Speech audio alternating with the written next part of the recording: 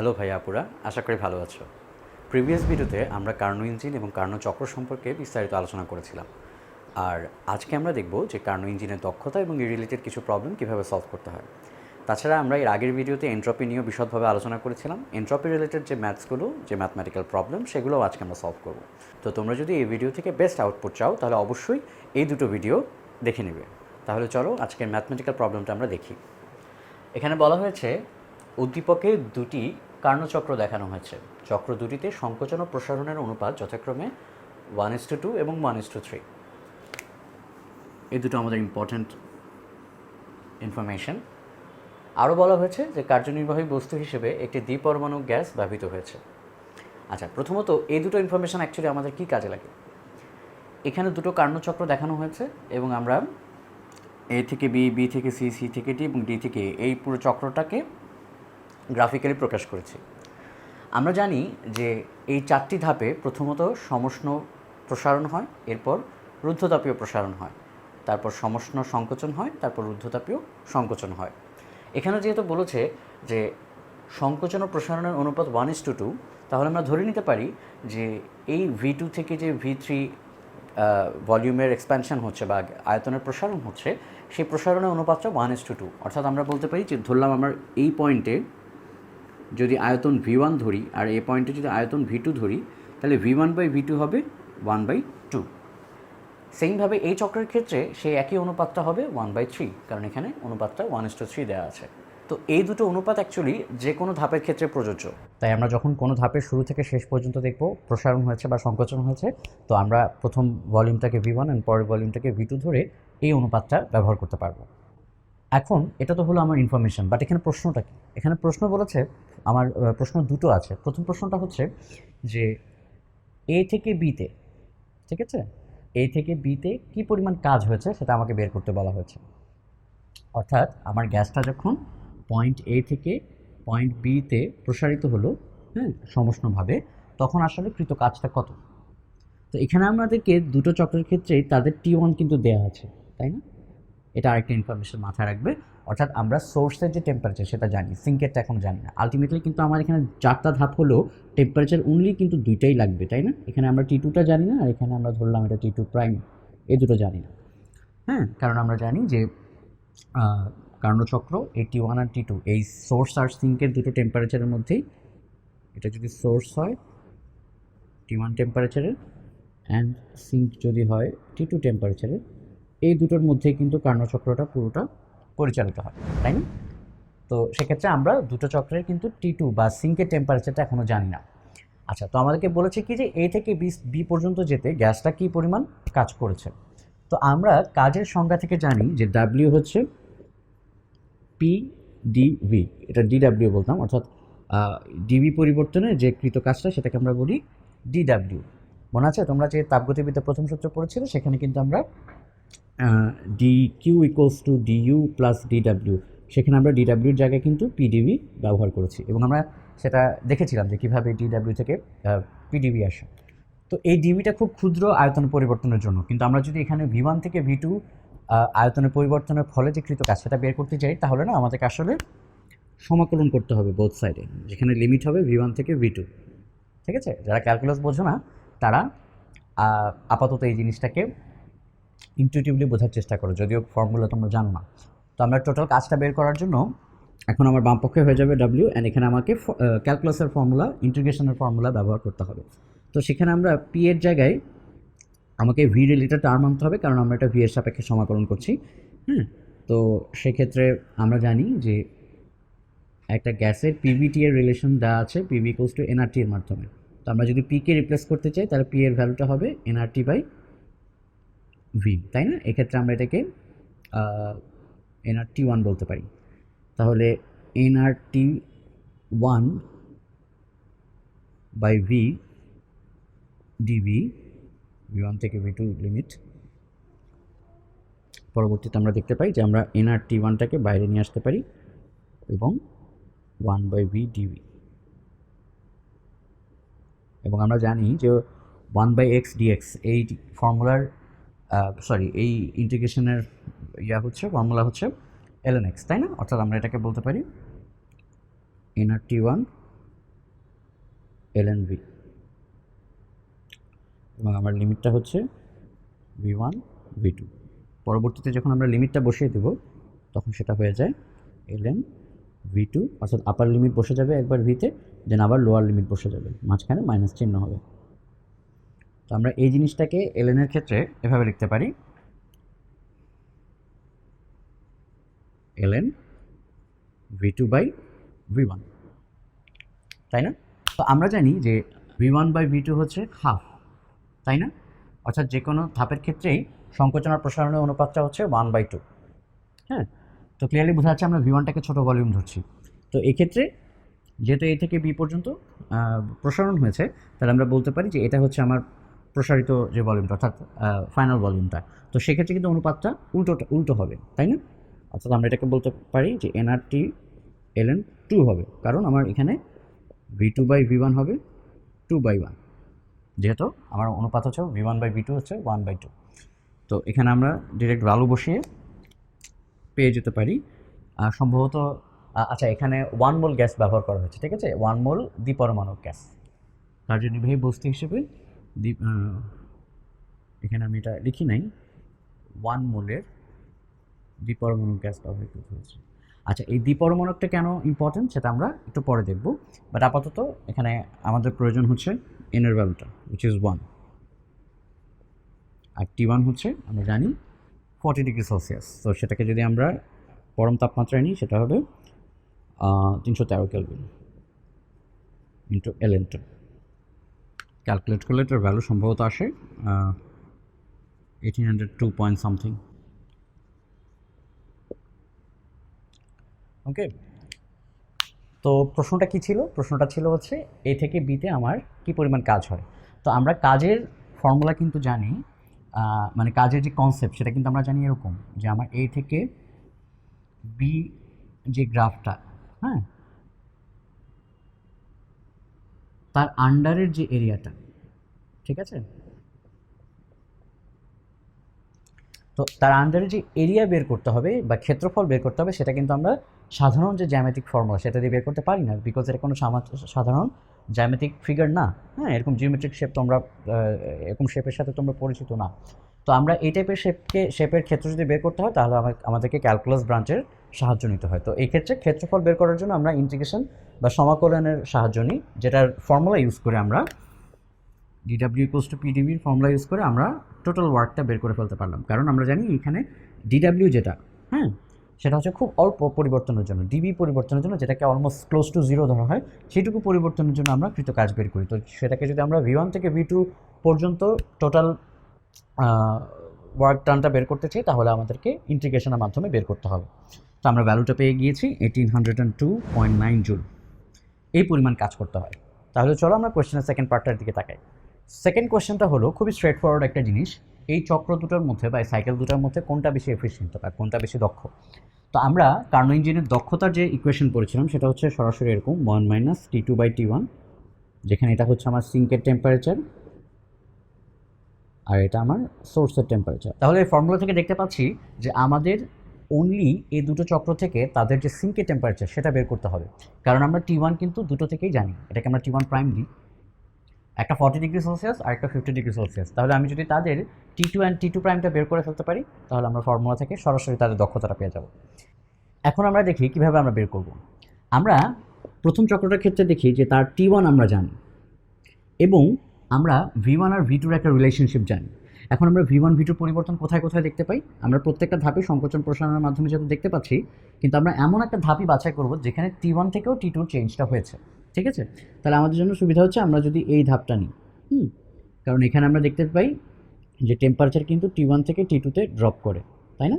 এটা আর এটা হচ্ছে রুদ্ধতাপীয় সংকোচন, প্রসারণ এবং সংকোচন, এবং এই দুটো স্টেপের সময় আসলে অ্যাকচুয়ালি আমাদের টেম্পারেচারের ড্রপ হয় অ্যান্ড দেন রাইজ হয়, কারণ আমরা জানি যে আমাদের এবি আর সিডি এই দুটো ধাপের সময় সমষ্ণভাবে সংকোচন আর প্রসারণ হয়, তাই কোনো টেম্পারেচারে চেঞ্জ হয় না।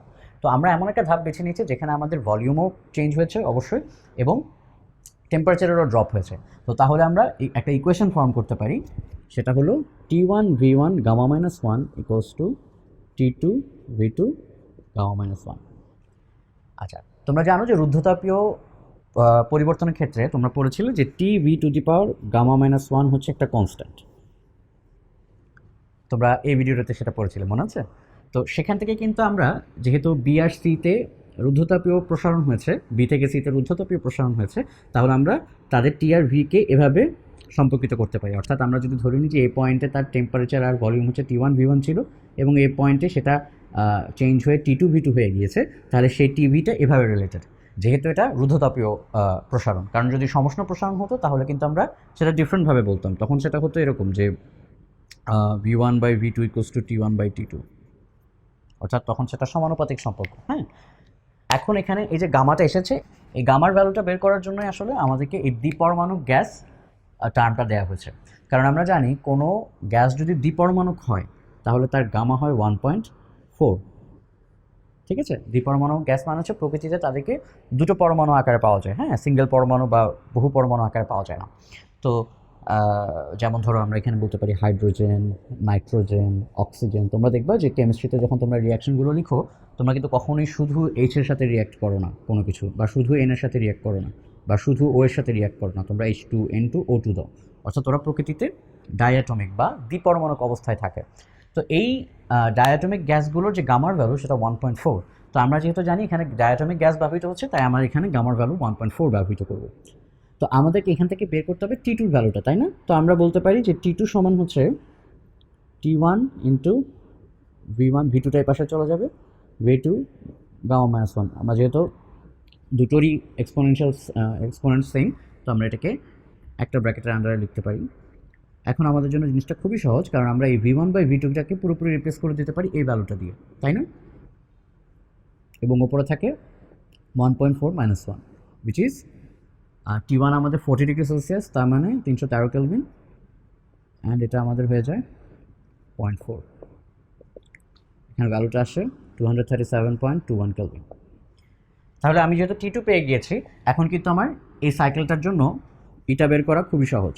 1 - T2/T1, which is 1 - T2 আমি পেলাম হচ্ছে 237.21, অ্যান্ড আমার ইনিশিয়াল টেম্পারেচার ছিল 313, অ্যান্ড আমার এফিসিয়েন্সি আসে 24.21%।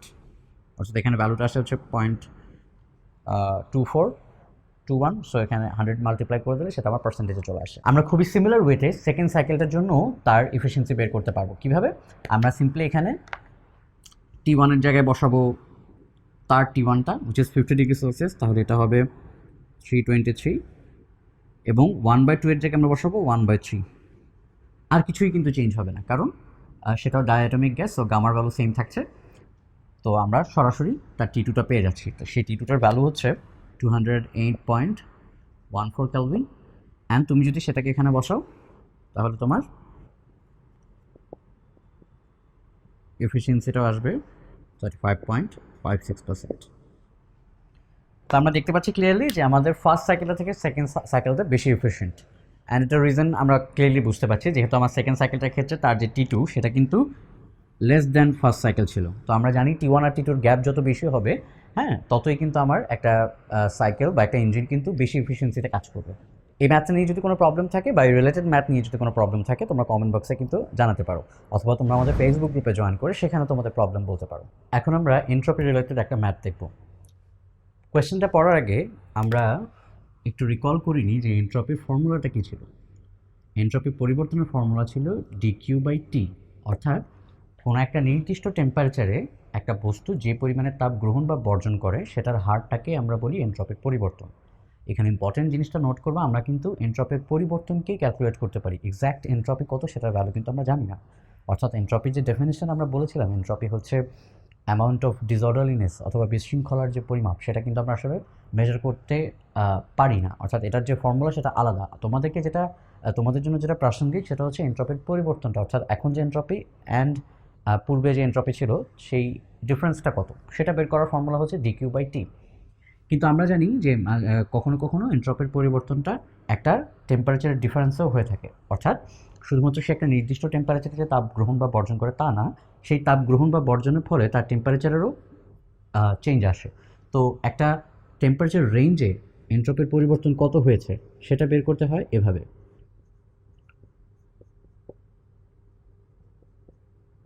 T1 থেকে T2 পর্যন্ত আমরা তাকে সমাকলন করি, তখন আমরা এই ডিএসটা পাই over the temperature difference T1 to T2, অর্থাৎ পুরো টেম্পারেচার ডিফারেন্সে কতটুকু এনট্রপি পরিবর্তন হচ্ছে সেটা বের করার জন্য আমাকে T1 থেকে T2 লিমিট পর্যন্ত তাকে সমাকলন করতে হয়। এবং পরবর্তীতে আমরা সেই সমাকলন করতে গিয়ে ডিকিউর জায়গায় আমরা ms dt বসাই, কারণ আমরা জানি গৃহীত বা বর্জিত তাপের যে ফর্মুলা সেটা হচ্ছে ms del theta বা ms dt, ঠিক আছে। দেন আমরা একটু আগে যেমন ম্যাথে দেখেছি যে কীভাবে ওখানে 1/xটা ln x হয়ে যায়, সেমভাবে এখানেও আমরা msটাকে বাইরে আনার পর msটা হচ্ছে এক্ষেত্রে যেহেতু চলক না তাই এটাকে বাইরে আনার পর আমার যে চলক তাকে সমাকলন করলে যেটা দাঁড়ায় সেটা হচ্ছে ms ln t, এবং লিমিট হচ্ছে T1 থেকে T2। তো তোমরা ln t এর জায়গায় এখন আমরা বসাতে পারবো ln T2 minus ln T1, অর্থাৎ আমরা যে লিমিটটা সেটা আমরা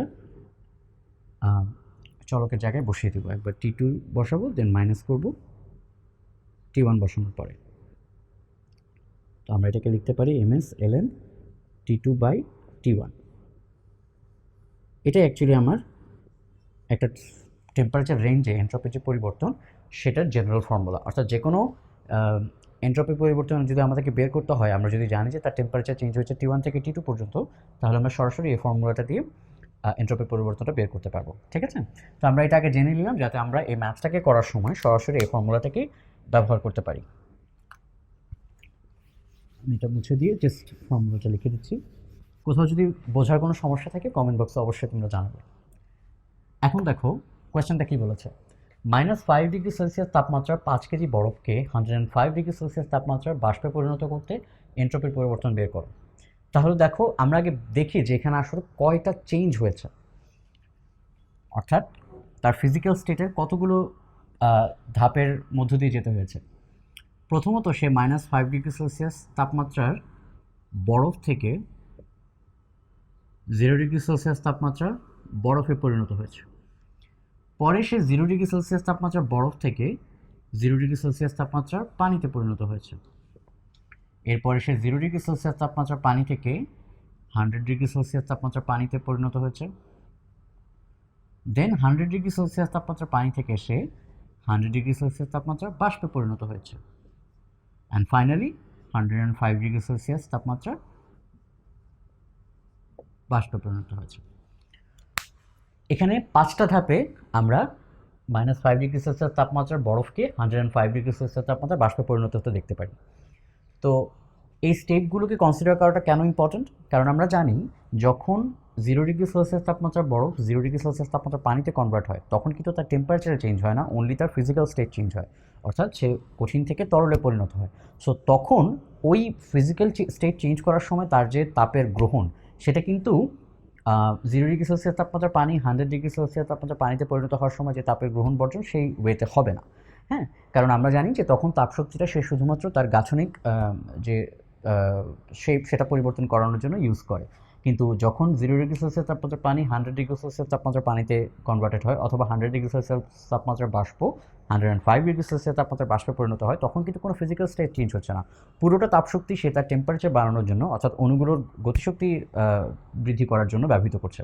তো এই জন্য আমরা তাপ গ্রহণ বা বর্জন কত হয়েছে সেটা ক্যালকুলেট করার সময় দুটো ওয়েতে করবো। একটা হচ্ছে যখন সে জাস্ট টেম্পারেচার রাইজ করছে, আর আরেকটা হচ্ছে যখন সে ফিজিক্যাল স্টেট চেঞ্জ করছে। তো আমরা জানি দুটোর জন্য ফর্মুলা দুরকম, অর্থাৎ -5 থেকে 0 ডিগ্রি সেলসিয়াস তাপমাত্রার বরফে সে কিন্তু বরফ থেকে বরফই থাকছে, তাই তখন যে গৃহীত বা বর্জিত তাপ সেটা হবে ms del theta, যেখানে আমরা বরফের ভর বসাবো, বরফের আপেক্ষিক তাপ বসাবো যেটা বরফ আর পানির একই, আর ডেল থিটা হচ্ছে আমাদের যে টেম্পারেচারের ডিফারেন্সটা। ওকে, তো এটা হচ্ছে যখন আমার কোনো ফিজিক্যাল স্টেট চেঞ্জ হবে না তখন গৃহীত বা বর্জিত তাপের ফর্মুলা। কিন্তু যখন ফিজিক্যাল স্টেট চেঞ্জ হবে কিন্তু কোনো টেম্পারেচার চেঞ্জ হবে না তখন আমার গৃহীত বা বর্জিত তাপের ফর্মুলা কিন্তু একটু ডিফারেন্ট। হ্যাঁ, MILF, এখানে I দিয়ে আইস বোঝানো হচ্ছে আইসের ভর, আর F দিয়ে বোঝানো হচ্ছে ফিউশন, L দিয়ে বোঝানো হয় latent heat of fusion. Latent heat of fusion মানে হচ্ছে গলনের আপেক্ষিক সুপ্ততাপ, ঠিক আছে। অর্থাৎ একটা বরফ যখন গলে যায় তার কঠিন থেকে তরলে পরিণত হওয়ার জন্য সে যে তাপটা গ্রহণ করে সেটাই তার হচ্ছে গলনের আপেক্ষিক সুপ্ত তাপ, প্রতি কেজির জন্য যে তাপটুকু গ্রহণ করে। এই জন্য আমরা যখন তার পুরো ভরটাকে গুণ করে দিই তাহলে টোটাল তার এম ভরের জন্য গৃহীত বা বর্জিত তাপটা আমরা এক্ষেত্রে গৃহীত তাপটা আমরা বের করে ফেলতে পারি। ঠিক আছে, আর এই এলএফটা কিন্তু অলওয়েজ একটা ধ্রুবক ভ্যালু থাকবে, কারণ 1 কেজি বরফ 1 কেজি পানিতে পরিণত হতে যে তাপটা গ্রহণ করবে সেটা অলওয়েজ একটা ফিক্সড ভ্যালুই হবে, তাই না? সেমভাবে যখন সে 100 ডিগ্রি সেলসিয়াসে পানি থেকে 100 ডিগ্রি সেলসিয়াসে বাষ্পে পরিণত হবে তখন আমরা যে গৃহীত তাপটার ফর্মুলা দেখব সেটা হবে MILV। এখানে ভি দিয়ে ভ্যাপোরাইজেশন বা বাষ্পীভবন বোঝানো হচ্ছে। বাষ্পীভবনের যে সুপ্ত তাপ, অর্থাৎ সে গ্যাস তরল থেকে বাষ্পে পরিণত হওয়ার সময় সেই ফিজিক্যাল স্টেটটা চেঞ্জ করতে গিয়ে যে তাপটা গ্রহণ করছে, তো যে পরিমাণ তাপশক্তি ইউজ করে 1 কেজি পানি 1 কেজি বাষ্পে পরিণত হয় তখন সেটাকে আমরা বলি বাষ্পীভবনের আপেক্ষিক সুপ্ত তাপ বা ল্যাটেন্ট হিট অফ ভ্যাপোরাইজেশন। তো এই দুটো ওয়েতে আমরা ফিজিক্যাল স্টেট চেঞ্জ করার জন্য যে গৃহীত তাপটা সেটার ভ্যালু বের করতে পারি। আর অন্য সব কেসে যেখানে সে শুধুমাত্র টেম্পারেচার রাইজ করছে অথবা টেম্পারেচার ড্রপ করছে সেক্ষেত্রে গৃহীত বা বর্জিত তাপ অলওয়েজ এই ফর্মুলা দিয়ে আমরা বের করতে পারবো, যেখানে আমাদের জাস্ট টেম্পারেচারের ডিফারেন্সটা জানলেই ইনাফ। আমি এখানে এই 3টা ফর্মুলা লিখে রাখলাম, এই 3টা ফর্মুলাই বেসিক্যালি আমরা এখানে ইউজ করব। তো যেহেতু আমরা এখানে এনট্রপিক পরিবর্তনের ফর্মুলা লিখে রেখেছি, হ্যাঁ, তো আমরা এখানে দেখতে পাচ্ছি যে আমার কিন্তু Q equal to ms del theta সেটা সরাসরি আর ব্যবহার করা লাগবে না। আমার যেটা লাগবে সেটা হচ্ছে টেম্পারেচারের পরিবর্তন যে হয়েছে T1 থেকে T2 সেটা, আর হচ্ছে আপেক্ষিক তাপটা, তাই না? তো আমরা যদি প্রথম ধাপের ক্ষেত্রে দেখি যে এখান থেকে এখানে যাওয়ার সময় কী রকমের এনট্রপির পরিবর্তন হচ্ছে, তাহলে এই এনট্রপির পরিবর্তনটা হবে MS ln T2 by T1, যেটাকে আমরা বলতে পারি যে যেহেতু এটা 5 কেজি বরফ, so 5 into 4200 which is the specific heat of ice বা আপেক্ষিক তাপ বরফের, and ln T2 by T1। তো আমরা যেহেতু এখানে পরম তাপমাত্রা ইউজ করছি, T2 কিন্তু এখানে 0 ডিগ্রি সেলসিয়াস which is 273, আর -5 মানে হচ্ছে 268, তাই না?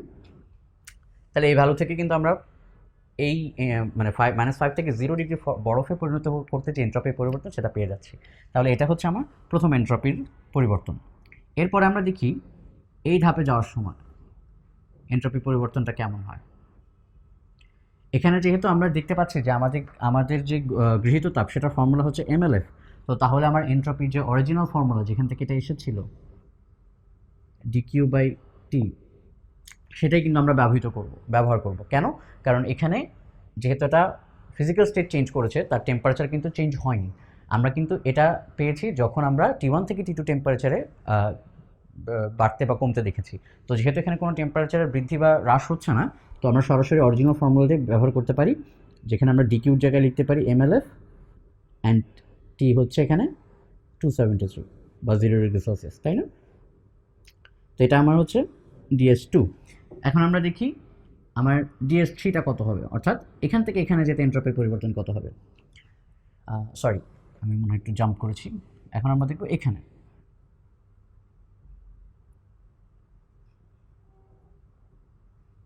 এটা আমরা পরে এই সাইডে দেখব। DS3 0 ডিগ্রি পানি 100 ডিগ্রি পানিতে কনভার্টেড হতে কী পরিমাণ এনট্রপি পরিবর্তন হবে। তো এখানে যেহেতু টেম্পারেচার চেঞ্জ হচ্ছে তাহলে আমরা অবভিয়াসলি এই ফর্মুলাটা ইউজ করব, ঠিক আছে? সেখানে আমরা জাস্ট রেসপেক্টিভ ভ্যালুটা বসিয়ে দিলেই হয়ে যাবে। 100 ডিগ্রি সেলসিয়াস যেহেতু, তাহলে T2 ভ্যালু হবে 373 এবং T1 এর ভ্যালু হবে 273, 0 ডিগ্রি সেলসিয়াস যেহেতু। তো এখানেও আমরা জাস্ট 5 কেজি 4200 অ্যান্ড এগুলো ক্যালকুলেটারে বসিয়ে দিলেই আনসারটা পেয়ে যাব। তাহলে আমরা যদি DS4 দেখি, যেটা হচ্ছে 100 ডিগ্রি পানি 100 ডিগ্রি বাষ্পে পরিণত হচ্ছে, তাহলে যেহেতু এখানে টেম্পারেচার চেঞ্জ হচ্ছে না, ফিজিক্যাল স্টেট চেঞ্জ হচ্ছে, তাহলে আমরা সরাসরি এই ফর্মুলাটা ব্যবহার করব। সিঙ্গেল টেম্পারেচারে গৃহীত বা বর্জিত তাপ, এক্ষেত্রে সে কতটুকু তাপ গ্রহণ করেছে MLV, তাই না? যেহেতু আমরা জানি বাষ্পীভবনের আপেক্ষিক সুপ্ত তাপ ব্যবহার করে আমরা 100 ডিগ্রি সেলসিয়াস পানি 100 ডিগ্রি সেলসিয়াস বাষ্পে পরিণত হতে কী পরিমাণ তাপ গ্রহণ করে সেটা বের করতে পারবো। এবং এখানে টেম্পারেচার হচ্ছে 100 degree Celsius which is 373 Kelvin, ঠিক আছে? তো আমরা জানি এখানে M হচ্ছে 5 কেজি অ্যান্ড LV হচ্ছে 226000। আচ্ছা, এখানে একটু ভ্যালু চেঞ্জ হবে 8000, ঠিক আছে? সো এত তাপ গ্রহণ করে 1 কেজি পানি 1 কেজি বাষ্পে পরিণত হয়, ঠিক আছে? আচ্ছা, আর এখানে LF এর ভ্যালুটা আমি দেখাইনি, সেটা হবে হচ্ছে, অ্যান্ড ফাইনালি সে 100 ডিগ্রি সেলসিয়াসের বাষ্প থেকে 105 ডিগ্রি সেলসিয়াসের বাষ্পে পরিণত হবে, অ্যান্ড তার এন্ট্রপির পরিবর্তন হবে, যেহেতু এখানে টেম্পারেচার চেঞ্জ হয়েছে, সেটার ms ln T2/T1 দিয়েই হবে, which is T2 হচ্ছে 378 অ্যান্ড T1 হচ্ছে 373। এখানে আমরা বসিয়ে দিতে পারি একসাথে ভ্যালুটা 5 কেজি অ্যান্ড 4200। ঠিক আছে, তাহলে এখন আমরা যদি এই DS1, DS2, DS3, DS4 and DS5 এই 5টা এন্ট্রপির পরিবর্তনকে যোগ করি, তাহলে আমরা টোটাল পাবো যে -5 ডিগ্রি সেলসিয়াসের বরফ 105 ডিগ্রি সেলসিয়াসের বাষ্পে পরিণত হতে টোটাল এন্ট্রপির পরিবর্তন কত হয়েছে। এখানে ইম্পর্টেন্ট জিনিসটা কিন্তু খেয়াল রাখবে যে আমরা যখন এন্ট্রপির পরিবর্তন বের করছি, আমরা প্রথমত দেখছি যে টেম্পারেচার চেঞ্জ হয়েছে কি হয়নি। যদি না হয় তাহলে আমরা সরাসরি এই ফর্মুলা দিয়ে বের করতে পারবো, কারণ এখানে একটা সিঙ্গেল টেম্পারেচারে গৃহীত বা বর্জিত তাপ আমাদের জানা থাকলেই আমরা এন্ট্রপির পরিবর্তন বের করতে পারি। বাট যদি টেম্পারেচার চেঞ্জ হয়, তখন আমরা এই ফর্মুলাটার মাধ্যমে এন্ট্রপি পরিবর্তনটা বের করতে পারি। আমরা এখন দেখব রেফ্রিজারেটরের সিওপি নিয়ে একটা ম্যাথমেটিক্যাল প্রবলেম। এই কোয়েশ্চনে বলা হয়েছে, যদি একটি রেফ্রিজারেটর কুলিং চেম্বার থেকে 250 জুল তাপ অপসারণ করে, তাহলে প্রতিটি ধাপে কম্প্রেশন দ্বারা কৃত কাজ বের করো, যেখানে সিওপি হচ্ছে 4.6। সো আমরা প্রথম কোয়েশ্চনটার দিকে তাকাই। আমাকে বলে দিয়েছে যে কুলিং চেম্বার থেকে 250 জুল তাপ অপসারণ করা হয়, অর্থাৎ আমার লো টেম্পারেচার থেকে সে যে তাপ অপসারণ করে সেটা হচ্ছে 250 জুল। ধরলাম এটা আমার রেফ্রিজারেটর, এবং এখানে কম্প্রেসার দ্বারা কাজ করা হয়। আমরা এই ডায়াগ্রামটা কিন্তু আগে এই ভিডিওটাতে দেখেছিলাম, অ্যান্ড আমরা জানি যে এখান থেকে আমাদের ওয়ার্ক ইনপুট হয় এবং দুটো মিলিত হয়ে অ্যাকচুয়ালি ফাইনালি হায়ার টেম্পারেচারে হিট রিজেক্টেড হয়। এবং আমরা জানি এটা কিন্তু নর্মাল প্রক্রিয়ার বা স্বতঃস্ফূর্ত প্রক্রিয়ার অপোজিট, তাই এখানে বাইরে থেকে কাজ করতে হয়। ঠিক আছে, কম্প্রেসার দ্বারা এই কাজটা করতে হয়, বিকজ আমরা এখানে একটা স্বতঃস্ফূর্ত প্রক্রিয়ার রিভার্স প্রসেস ঘটাচ্ছি। তো সেখানে আমরা দেখতে পাচ্ছি যে 250 জুল তাপশক্তি অপসারিত হচ্ছে, এবং কম্প্রেসার দ্বারা কৃত কাজ কত সেটা আমরা জানি না। তো আমাকে যেহেতু বলে দিয়েছে সিওপি হচ্ছে 4.6, হ্যাঁ, তো সিওপি আমরা জানি কি, এটাও কিন্তু এক ধরনের দক্ষতা, হ্যাঁ, বাট এক্ষেত্রে সেটার ভ্যালু 1 থেকে গ্রেটার হয়, কারণ আমরা জানি এখানে বাইরে থেকে কাজ করা হচ্ছে, স্বতঃস্ফূর্ত নিজের কাজ থেকে মানে নিজের গৃহীত তাপশক্তি থেকে সে কাজ করছে না। এক্ষেত্রে আমার আউটপুট হচ্ছে কিউএলটা, আর ইনপুট হচ্ছে কম্প্রেসারের যে ওয়ার্ক ইনটা, তাই না? তো কিউএলটা কত, 250, এবং আমার ওয়ার্ক ইনপুট হচ্ছে আননোন। সো আমরা যেহেতু জানি সিওপি হচ্ছে 4.6, তাহলে আমরা এখান থেকে বের করে ফেলতে পারবো ইজিলি যে আমার কম্প্রেসার দ্বারা যে ওয়ার্ক ইনপুট সেটা কত, 250 divided by 4.6, which is 54 joule. Simple, তাই না? কম্প্রেসার 54 জুল কাজ করেছে, এবং সে 250 জুল তাপশক্তি শোষণ করতে পেরেছে, অর্থাৎ কুলিং চেম্বার থেকে অপসারণ করতে পেরেছে। তো অবশ্যই এই কারণে আমরা সিওপিটা 1 থেকে গ্রেটার পাবো, তাই না? তো এটাই কিন্তু একটা রেফ্রিজারেটরের এফিসিয়েন্সি বলতে পারো, বা পারফরমেন্স কতটা ভালো সেটা এভাবে কিন্তু আমরা রেট করতে পারি, যে কত বেশি রেশিওতে, মানে কত হায়ার রেশিওতে সে কম্প্রেসার থেকে কাজ নিয়ে তাপশক্তি অপসারণ করতে পারছে কুলিং চেম্বার থেকে। তো এখানে আমরা রেশিওটা দেখেছি 4.6, which is a very fine ratio. এই কারণে আমরা দেখলাম যে সে মাত্র 54 জুল তাপ শক্তি গ্রহণ করে, 54 জুল শক্তি গ্রহণ করে, অর্থাৎ সেটা কম্প্রেসার দ্বারা সে পেয়েছে 250 জুল তাপশক্তি সে অপসারণ করতে পেরেছে। এখন আমরা যদি সেকেন্ড কোয়েশ্চেনটার দিকে তাকাই, let me first use this. সেখানে বলছে যে যদি সিওপি 2% বৃদ্ধি পায়, তাহলে বর্জিত তাপের পরিমাণ কত। তো সিওপি 2% বৃদ্ধি পাওয়ার অর্থ কী? আমরা 4.6 থেকে যদি 2% বৃদ্ধি পেতে হয়, তাহলে সেটা কত হবে বলো তো? 4.6-এর 2% কত? 2/100 না? অ্যান্ড সেটা হচ্ছে বৃদ্ধি পেয়েছে, তাহলে আমার টোটাল নতুন সিওপি কত হবে? সিওপি 4.6 প্লাস যে 2% বৃদ্ধি পেয়েছে সেটা, ঠিক আছে? তাহলে সেটা কত হবে? 4.6 প্লাস, তাহলে টোটাল দাঁড়ায় 4.692। সো এটা হচ্ছে আমার নিউ সিওপি। তাহলে এখন আমাকে বের করতে বলেছে কি, যে নিউ সিওপি যদি 4.692 হয়, তাহলে বর্জিত তাপের পরিমাণ কত। তো বর্জিত তাপ কোনটা? হায়ার টেম্পারেচারে সে যে তাপটাকে রিলিজ করে, হ্যাঁ, এটা আমাদের আননোন ছিল। তখন ডাব্লিউ ইন আমরা জানি 54 জুল, অ্যান্ড লোয়ার টেম্পারেচার থেকে সে যে তাপশক্তিটা অপসারণ করেছে সেটা হচ্ছে 252, ঠিক আছে। তো বলা হয়েছে যে সিওপি যদি 2% বেড়ে যায়, সো সিওপি যদি 2% বেড়ে যায়, তাহলে অবশ্যই আমরা এখানে বুঝতে পারছি যে আমাদের এই ভ্যালুটা কি এক্স্যাক্টলি সেম থাকবে, এই দুটো ভ্যালু, কারণ আমরা জানি আমরা এই দুটো ভ্যালু থেকে কিন্তু সিওপি পাচ্ছি, তাই না? আচ্ছা, তো আমরা যদি এখানে সিওপি 2% বাড়াতে হয়, তাহলে শিওরলি আমাদের এই অনুপাতটা, যেখানে আমরা কিউএল আর ডাব্লিউএন অনুপাত বের করি, অর্থাৎ এটা হচ্ছে আমার আউটপুট, যেটা আমি কুলিং চেম্বার থেকে তাপ শোষণ করি সেই ভ্যালুটা, আর আমার ইনপুট হচ্ছে কম্প্রেসার দ্বারা যে কাজটা করা হয়। তো যেহেতু 2% বৃদ্ধি পেয়েছে, আমরা ধরে নিচ্ছি যে আমাদের শোষণ ক্ষমতা বেড়ে গিয়েছে, অর্থাৎ এটাই যেহেতু রেফ্রিজারেটর পারফরমেন্স, এটা দ্বারাই যেহেতু মেজার করা হয়, তো আমরা ধরে নিচ্ছি যে ডাব্লিউ ইনটা আমার এখন ফিক্সড, অর্থাৎ কম্প্রেসার স্টিল 54 জুলই কাজ করছিল, বাট আমার কিউএলটা বেড়ে গিয়েছে। তো এখন আমরা সেটা বের করব কত, সেই কিউএলটা কত,